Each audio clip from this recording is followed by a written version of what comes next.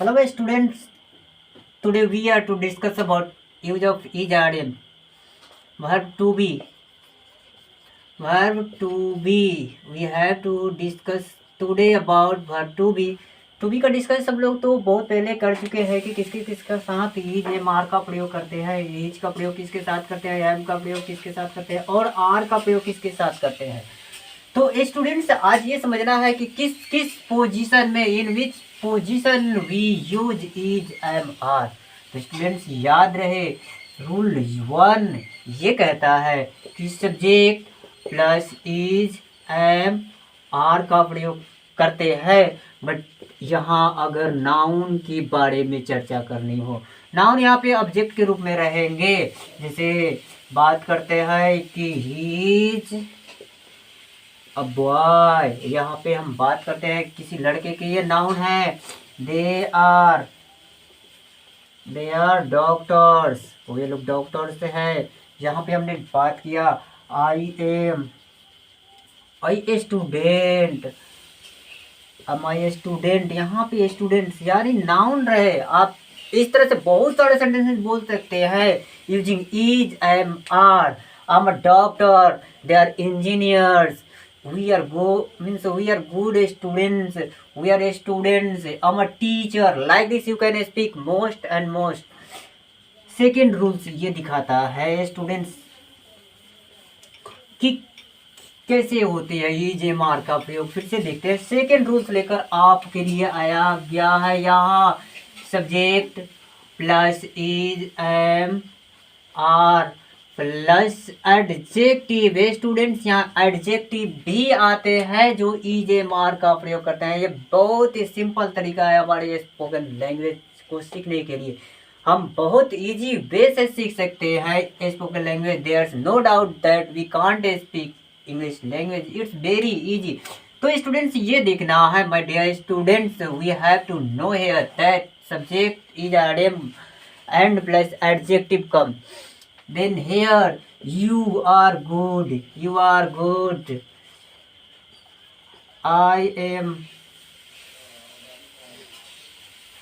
I'm tall, Ram is handsome, Sita is beautiful।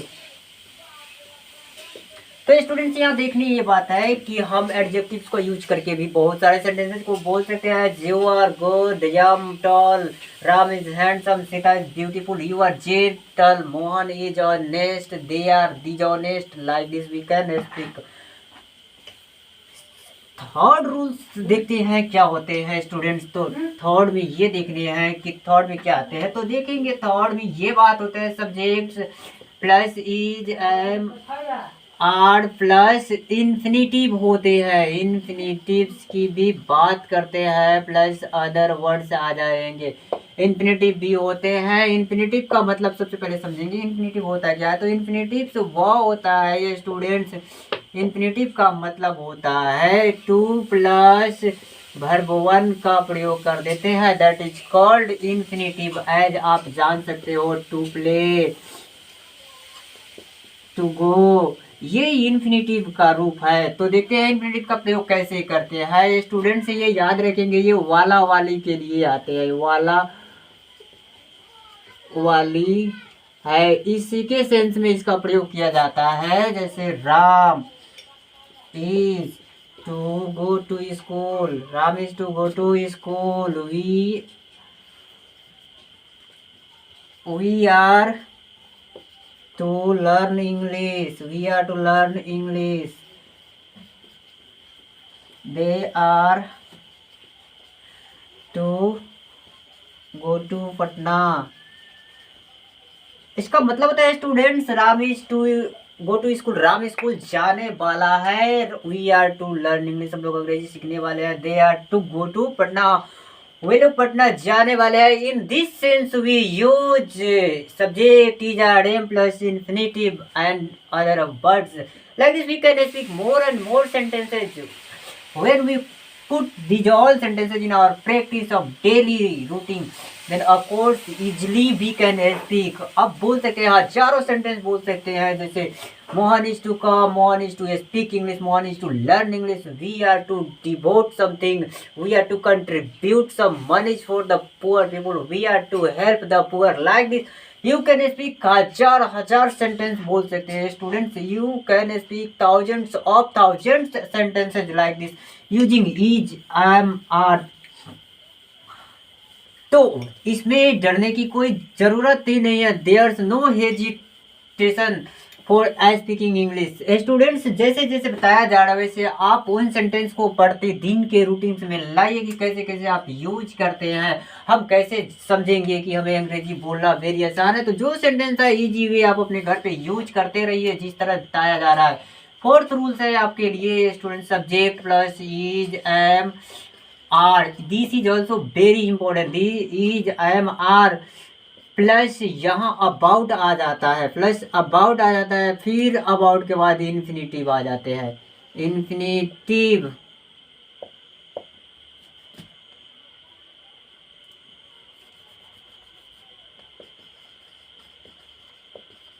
Infinitive फिर आ जाते हैं, प्लस अदर वर्ड्स आ जाते हैं। Students, here we have to again understand, ये जो होता है ये अबाउट का प्रयोग ही वाला वाली के सेंस में किया जाता है, ही वाला वाली है। जैसे मोहन पटना जाने ही वाला है, हम लोग अंग्रेजी सीखने ही वाले हैं, वे लोग कुछ करने ही वाले हैं। In this sense we use about plus infinitive as.